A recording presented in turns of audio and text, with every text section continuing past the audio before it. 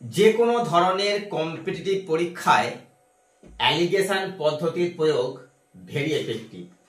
Allegation পদ্ধতির সাহায্যে এই চ্যানেলে তোমরা দেখেছো কিভাবে বিভিন্ন ধরনের মিশ্রণ সংক্রান্ত অঙ্কগুলো সমাধান করা যায় গড় বা অ্যাভারেজ সংক্রান্ত অঙ্কগুলো, এমনকি পশু পাখি তাদের মাথার সংখ্যা এবং পায়ের সংখ্যাও নির্ণয় করা যায়।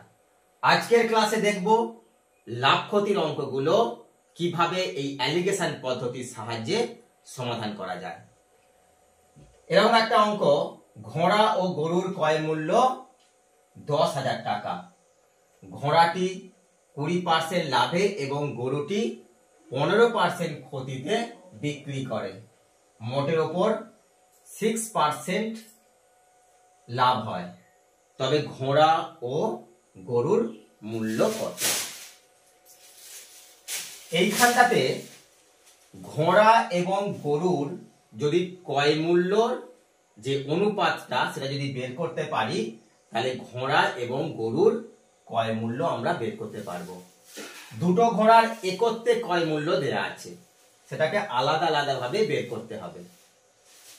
অনেকভাবেই করা যায়, তবে অ্যালিগেশন পদ্ধতির সাহায্যে খুব সহজে এবং নির্ভুলভাবে জটিল ক্যালকুলেশন ছাড়াই সমাধান করা যায়। কি করব দেখো না, প্রথমে বলছে ঘোড়াটি বিক্রি করে 20% লাভ হয়েছে আর গরুটি বিক্রি করে 15% ক্ষতি হয়েছে, কিন্তু মোটের ওপর লাভ হয়েছে 6%। এখন যদি ঘোড়াটি 20% লাভ হয় এইভাবে লিখব, আর গরুটি 15% ক্ষতি হয়। এবার মোটের ওপর যেটা লাভ হয় সেটা মাঝখানে লিখব। এই হচ্ছে মোটের ওপর লাভ হয় 6%, 20% লাভ এখানে প্লাস, আর 15% ক্ষতি মানে এটাকে মাইনাস ধরবো, আর মোটের ওপর লাভ হয়েছে তাহলে এটা প্লাস। এবার আমরা কি করব, অ্যালিগেশন পদ্ধতিটা দেখে নেব কিভাবে করা যায়। অ্যালিগেশন পদ্ধতি হচ্ছে এই দুটো জিনিসের মধ্যে সবসময় অন্তরটা বের করব, অর্থাৎ বড় থেকে ছোটটার বিয়োগ করব। এখন যদি এরকম ভাবে দুটো লাইন টেনে নেওয়া হয়, এখানে আছে +20, এখানে আছে +6, অর্থাৎ এদের মধ্যে অন্তর বা বিয়োগফল হচ্ছে 14। এখানে -15 আছে, এখানে +6 আছে। এইভাবে করব, +6 -15 +6। এই ব্র্যাকেটটা যখন আমরা তুলে দেব তখন এই মাইনাসে মাইনাসে +15 হয়ে যাবে। 15 আর 6 যোগ করলে হবে 21, এখানে হবে 21। 7 দিয়ে 7 2 14, 7 দিয়ে 3 অনুপাত 2। এই যে 3:2 এটা কি হলো না, গরু এবং ঘোড়ার কেনা দামের অনুপাত। এটা হচ্ছে কেনা দামের অনুপাত। এই কেনা দামের অনুপাত থেকে দুটো আলাদা আলাদা জিনিসের দাম বের করা যায়, অর্থাৎ এখানে গরু আর ঘোড়ার একত্রিত মূল্য অর্থাৎ কেনা দামটা বলা আছে 10,000 টাকা। এই 10,000 টাকাকে যদি আমরা 3:2 ভাগ করে দিই, তাহলে টোটাল মূল্য হচ্ছে 10,000 টাকা। তাকে 3/5 দিয়ে ভাগ করলে ঘোড়ার দাম বের হবে, কারণ ঘোড়ার যে অনুপাত সেটা প্রথমে আছে, আর 3 আর 2 যোগ করে 5, 5 2 10, 0 0 0 সমান 6,000 টাকা হবে ঘোড়ার কেনা দাম।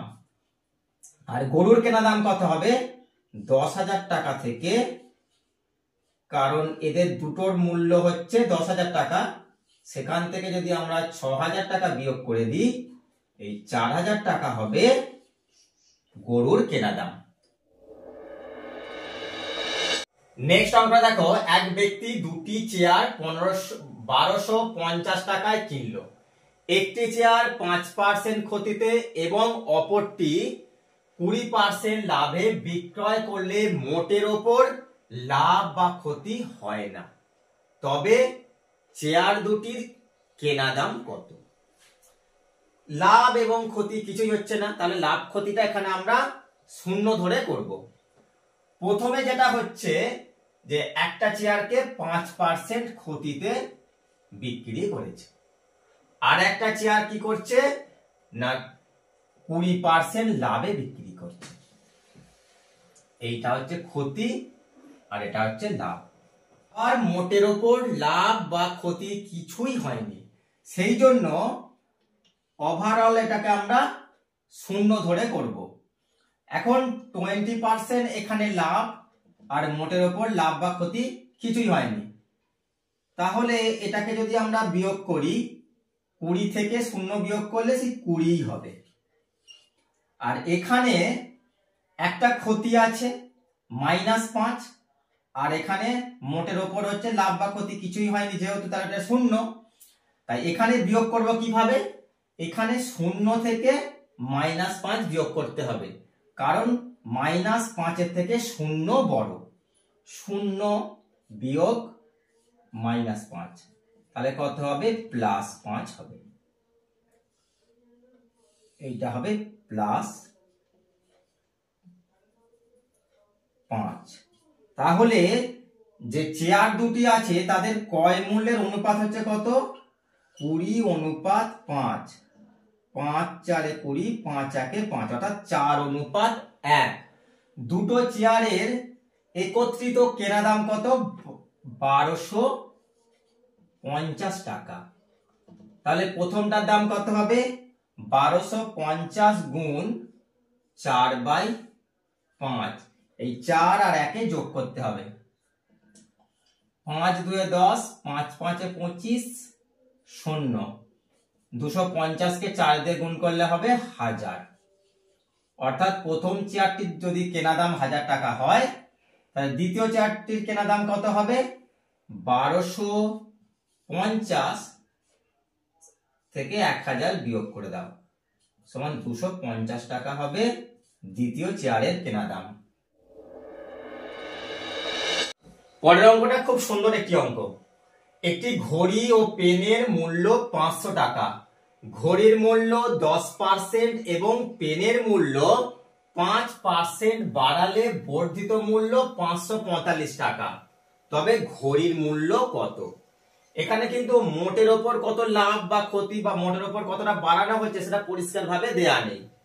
এখান থেকে আমাকে কতটা মোটের ওপর বাড়ছে সেটাকে পার্সেন্টের ওপর করে নিতে হবে, অর্থাৎ 545 টাকা, এই টাকাটাকে আমাকে পার্সেন্টেজে নিয়ে আসতে হবে।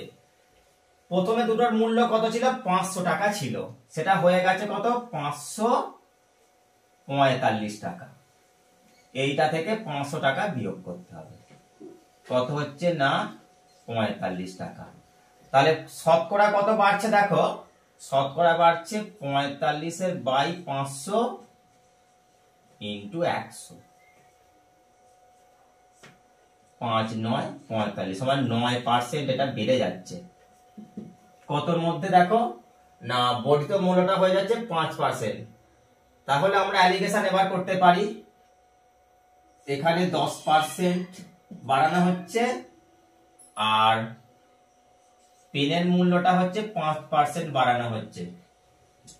তাহলে মোটের উপর কত বেড়ে যাচ্ছে? মানে বর্ধিত মূল্যটা পার্সেন্টেজে কত হচ্ছে না 9%। এই 9%।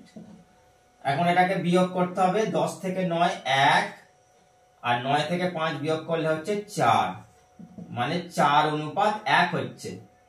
4:1টা কি না ঘড়ি এবং পেনের হচ্ছে ক্রয় মূল্যের অনুপাত, এবং এদের একত্রিত মূল্য কত বলে দিচ্ছে? 500 টাকা।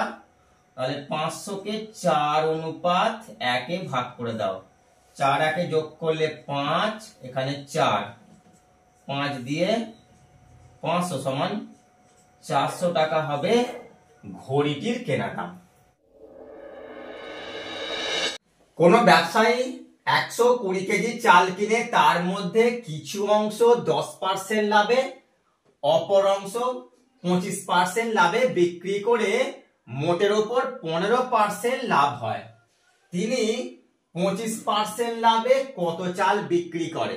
এখানে 120 কিলো চালকে দুটো ভাগে বিক্রি করেছে, প্রথম অংশ আর দ্বিতীয় অংশ। যেহেতু 25% লাভে বিক্রিটা কতটা করেছে সেটা চেয়েছে, তার মানে দ্বিতীয় অংশটা আমরা বের করব।